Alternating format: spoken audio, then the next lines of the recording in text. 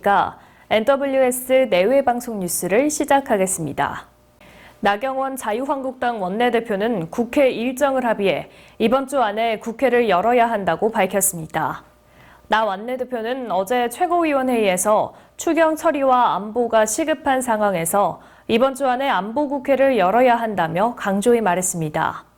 나 원내대표는 제대로 심사의 추경을 통과시키자고 아무리 제안해도 여당이 협의를 거부하고 있다며 우리 당은 대승적으로 추경을 해주겠다고 했고 다만 빚내기 추경, 맹탕 추경인 만큼 대폭 삭감하겠다고 밝혔습니다.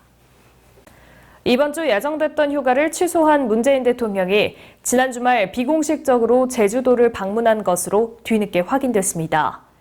문재인 대통령은 지난주 금요일 밤 늦게 제주도를 방문해 공식 일정 없이 2박 3일 동안 머물렀으며 도청이나 도의회 등에도 알리지 않고 숙소는 지인 집을 이용한 것으로 전해졌습니다.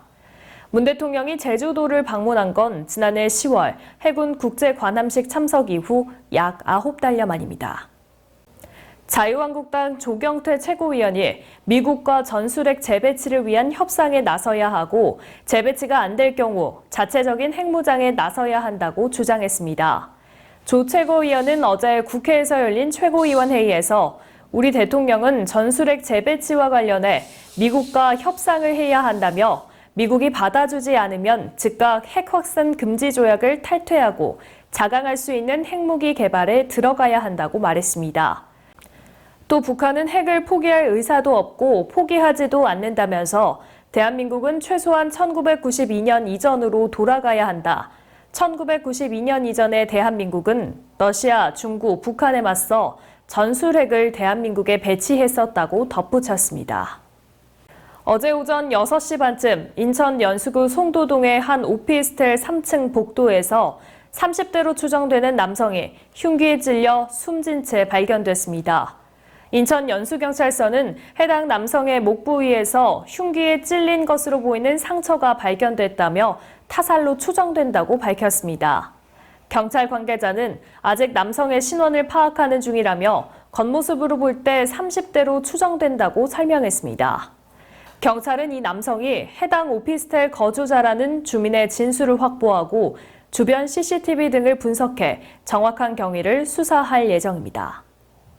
해외 공관장들이 잇따라 갑질 등으로 물의를 빚은 가운데 이번에는 일본에 주재하는 총영사가 직원을 성추행한 혐의로 경찰 조사를 받고 있습니다.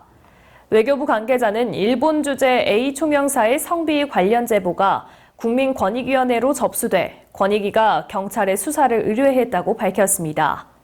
외교부는 A 총영사는 귀국해 경찰 조사를 받고 있다면서 경찰에서 수사 결과를 통보받는 대로 합당한 조치를 취할 것이라고 밝혔습니다. 올해 새롭게 신용카드 가맹점이 된 영세 중소사업자 22만 7천 명이 신용카드 수수료가 인하된 만큼 돈을 돌려받게 됩니다. 금융위원회는 올해 1월부터 6월까지 신규 신용카드 가맹점이 된 사업자들 가운데 매출의 30억 원 이하 영세 중소사업자들에게 총 568억 원, 가맹점당 25만 원꼴로 신용카드 수수료 차액을 환급할 예정이라고 밝혔습니다.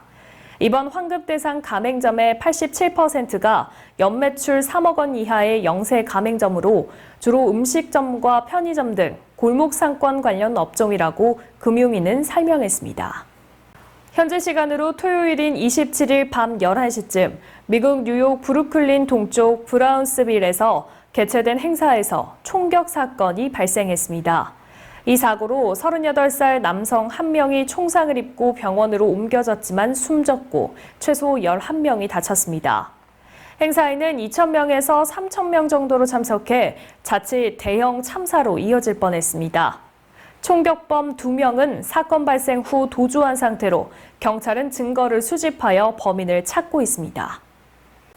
그룹 빅뱅의 대성 씨가 소유한 건물에서 유흥업소가 불법 운영된 사실을 대성 씨는 몰랐다고 해명한 가운데 경찰은 건물주인 대성 씨에게 방조 혐의를 적용할 수 있을지 검토 중인 것으로 알려졌습니다. 대성시 측은 세입자의 불법 영업을 인지하지 못했다며 해당 업소에 대해 법적 조처를 하겠다는 입장을 밝혔는데요. 하지만 해당 유흥업소 측이 언론을 통해 대성시의 친한 연예인들도 업소를 찾았다며 몰랐을 리 없다고 주장하면서 공방이 예상됩니다. 메이저리그 텍사스의 추신수 선수가 안타와 볼넷으로 2차례 출루했습니다. 추신수는 오클랜드와의 원정 경기에서 1번 지명타자로 선발 출전해 2대4로 뒤진 8회 초 선두 타자로 나와 좌천 안타로 역전의 물꼬를 트는 등 4타수 1안타 1볼넷을 기록했습니다. 시즌 타율은 2할 8푼으로 약간 내려갔고 텍사스는 8회 5대4로 역전했지만 9회 말 끝내기 밀어내기 볼넷을 내주며 5대6으로 패배했습니다. 조강한 남양주시장은 구 목화예식장의 전 소유주와 남양주 첨단 가구복합 산업단지 예정 부지의 사실상 소유주라고 주장하고 있는 A 대표와 만나본 일이 전혀 없는 일면 부지의 관계라고 밝혔습니다. 남양주 첨단 가구복합 산업단지 예정지는 남양주 가구산업 재배치 검토 용역 결과에 따라 3개 후보지 중 법적 규제, 개발 가능성, 가격 경쟁력, 입지 여건 등을 종합적으로 검토하여 후보지로 선정됐습니다.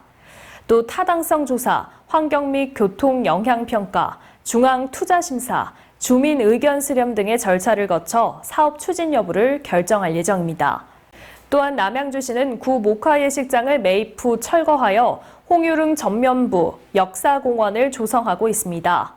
구 목화예식장은 지난 2016년 문화재청에서 120억 원에 매입하려고 추진한 사실이 있으며 남양주시에서는 2019년 1월 토지보상 법률에 따라 적법하고 공정하게 매입했다고 밝혔습니다.